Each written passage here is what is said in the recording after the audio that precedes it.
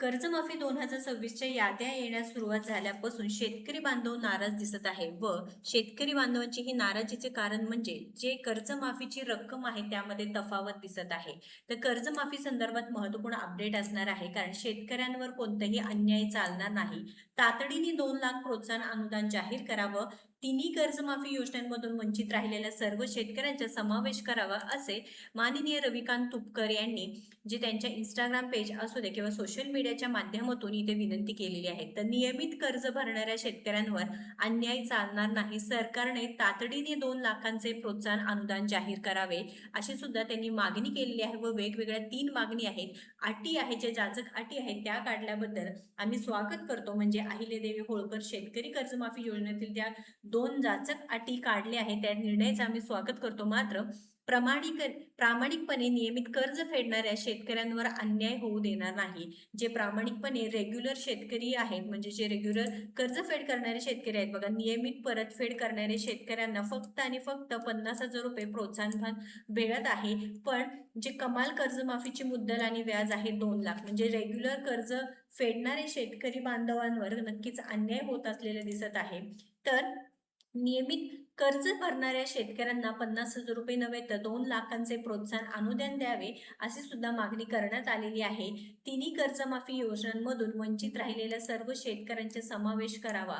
बघा, पहिलं म्हणजे एक तर काय झालेलं आहे, जे रेग्युलर कर्ज भरतात त्यांच्यावर नक्कीच अन्याय झालेला आहे. त्यांना फक्त आणि फक्त 50,000 रुपये जे प्रोत्साहन भर मिळत आहे, पण 2 लाख रुपये ही रक्कम आहे करण्यात यावी, अशी सुद्धा मागणी करण्यात आलेली आहे. व जे तिन्ही कर्जमाफी योजनेमधून वंचित राहिलेल्या सर्व शेतकऱ्यांचा समावेश करावा. बघा, 2019 मध्ये ज्यांना कर्जमाफीची रक्कम मिळाली आहे त्यांना आत्ता देखील कर्जमाफी मिळणार आहे. मात्र ज्यांनी तिन्ही कर्जमाफी योजनांमधून वंचित राहिलेले आहेत त्या सर्व म्हणजे 2019च्या आधी पण बघा 2017-18ला ज्यांनी कर्ज घेतलेले आहे त्या शेतकऱ्यांचा सुद्धा समावेश करावा. कारण काय झालेलं आहे, 2019 पासून सांगितलेलं आहे, पण त्या आधीच्या शेतकऱ्यांचं काय, तिन्ही कर्जमाफी योजनांमधून वंचित राहिलेल्या शेतकऱ्यांचं काय, असं सुद्धा तिथं प्रश्नचिन्ह असल्यामुळे सरकारकडे एकच विनंती, नाही तर आंदोलन पुकारले जाईल, असं सुद्धा रविकांत तुपकर यांनी सांगितलेलं आहे. तर कागदपत्रांच्या चुका किंवा तांत्रिक त्रुटीमुळे वंचित राहिलेल्या शेतकऱ्यांनाही लाभ द्यावा.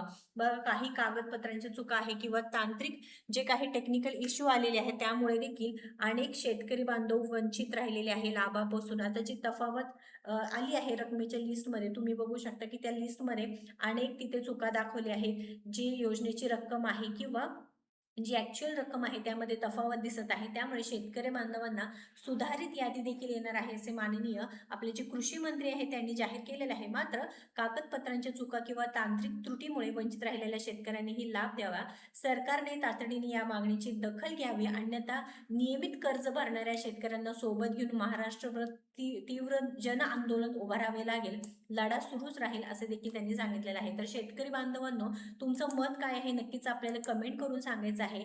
व कर्जमाफीच्या नावाखाली फसवणूक थांबवा, सरकारने दिलेला शब्द पाळावा, असे सुद्धा इथे काय झालेलं एक निवेदन दिलेलं आहे सरकारसाठी. या क्रांतिकारी शेतकरी संघटनेची स्पष्ट भूमिका आहे व सरकारने दिलेले शब्द पाळावे यासाठी नक्कीच इथे सरकारने कर्जमाफीच्या नावाखाली कोणतेही हातचालकी करण्याचा प्रयत्न करू नये, असा देखील इशारा दिलेला आहे. या संदर्भात आपण लगेच सविस्तर अपडेट बघूया. कारण राज्य सरकारने 2 लाख रुपयेपर्यंत सरसकट कर्जमाफी करण्याची घोषणा केली होती. मात्र जाहीर झालेल्या पहिल्याच यादीत मोठ्या प्रमाणात तफावत आढळून आलेली आहे.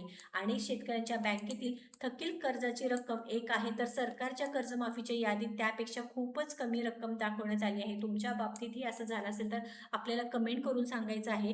कारण शेतकरी बांधवांनो, आपण जर एकजुटीनं काम केलं, आपण जर एकजुटीने उभे राहिलो तर नक्कीच इथे प्रयत्नाला यश मिळणार आहे. आपल्या योजनेत्रा चॅनलच्या माध्यमातून आपले शेतकरी बांधवांसाठी नक्कीच आपण पुढे उभे राहू. यामुळे राज्यभरातील शेतकऱ्यांमध्ये संभ्रम आणि असंतोष निर्माण झालेला आहे.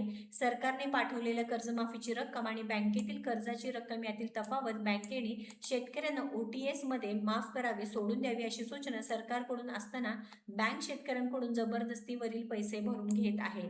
जर 2 लाखापर्यंत संपूर्ण कर्जमाफी देण्याचे सरकारने जाहीर केले होते, तर शेतकऱ्यांच्या खात्यात कमी रक्कम का दाखवली जात आहे आणि वरील पैसे शेतकऱ्यांकडून का भरून घेत आहेत?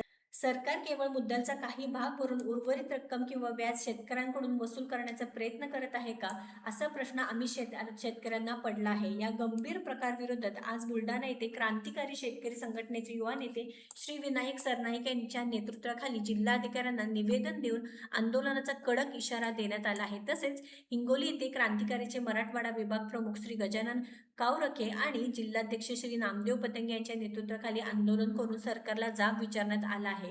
तर इथे नक्कीच इथे जी शेतकरी संघटनेची स्पष्ट भूमिका आहे, सरकारला दिलेला शब्द पाळता येत नसेल तर 2 लाख रुपयेपर्यंत संपूर्ण कर्ज द्या, मुद्दलासह व्याज विना सरसकट माफ करावे, बँकेने तफावत रक्कम शेतकऱ्यांकडून भरून घेऊ नये, कर्जमाफीच्या यादीतील सर्व तफावत तातडीने दूर करून प्रत्येक पात्र शेतकऱ्याला न्याय द्या, असं देखील त्यांची मागणी आहे. तर शेतकरी बांधवांनो, सरकारने कर्जमाफीच्या नावाखाली कोणतेही हातचालकी करण्याचा प्रयत्न करू नये. शेतकऱ्यांची फसवणूक झाली किंवा दिलेले शब्द मोडला गेला तर क्रांतिकारी शेतकरी संघटना संपूर्ण महाराष्ट्रातील शेतकऱ्यांना घेऊन रस्त्यावर उतरेल, असं देखील त्यांनी सांगितलेलं आहे. आता बघा, इथे उदाहरण देखील देण्यात आलेलं आहे.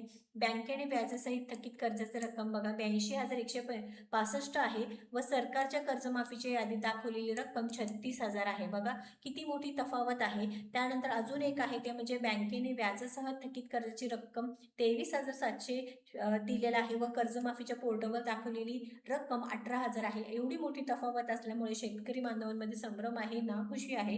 कारण जी याद्या तुम्ही देता त्यामध्ये आता परत टाइम जाईल. बघा ऑलरेडी सांगितलं होतं की 30 जूनपर्यंत कर्जमाफी होणार. बरं, त्यासाठी देखील आता याद्या येण्यास सुरुवात झाल्या 22 तारखेला. 22 तारखेला फक्त 533 शेतकरी बांधवांचे नावं आले. त्यानंतर 2 दिवसांनी परत 1.5 लाखाची यादी आली. त्यानंतर तिसऱ्या दिवशी शुक्रवारी संध्याकाळी रात्री उशिरा 16,95,000 शेतकरी बांधवांच्या नावाची यादी आली. असे करत करत कधीपर्यंत अजून 2-3 महिने जाईल व त्यानंतर पुढील प्रोसेस सुरू होईल. तोपर्यंत शेतकऱ्यांनी काय करायचं? बरं, कर्जमाफीच्या नावाखाली शेतकऱ्यांची फसवणूक होत आहे का? तुमचं मत काय आहे? आपल्या योजनेत्र पेजला नक्कीच कळवा. तुमच्या बाबतीतही असं झालं आहे का? किंवा तुम्ही रेग्युलर कर्ज भरूनही तुम्हाला फक्त आणि फक्त इथे 50,000 रुपये प्रोत्साहनभर मिळणार आहे का? हे देखील आपल्या चॅनलच्या माध्यमातून कळवायचं आहे. कारण जी पात्रता कालावधी आहे तुम्ही बघू शकता 1 एप्रिल 2019 ते 31 मार्च 2025 पर्यंतच असणार आहे. या कालावधीत घेतलेला अल्पमुदत पीक कर्ज योजनेचे समाविष्ट असणार आहे. या संदर्भात तुम्हाला अडचणी येत असेल तर आपल्या चॅनलच्या माध्यमातून तुम्हाला नक्कीच मदत केली जाईल. आपण शेतकरी बांधवांसाठी नक्कीच उभे राहू व कर्जमाफीची रक्कम पात्र शेतकऱ्यांना मुद्दल व व्याजासह प्रति शेतकरी जास्तीत जास्त 2 लाख पर्यंत कर्जमाफी दिली जाणार म्हटलेलं आहे. मात्र जी ॲक्च्युअल रक्कम जमा होत आहे बँकेत आणि जे काही बँकेची व्याजासह थकीत कर्जाची रक्कम आणि सरकारच्या कर्जमाफीची यादीत मोठी तफावत दिसत असल्यामुळे शेतकरी बांधवांमुळे नाखुशी असल्यामुळे शेतकरी बांधवांनो, तुमचं मत आपल्याला नक्की सांगा. महत्त्वपूर्ण अपडेट आहे, जास्तीत जास्त शेअर करा. पुढील सर्व सरकारी अपडेटसाठी आपल्या योजनात्र पेज चॅनलला सबस्क्राईब करा. धन्यवाद.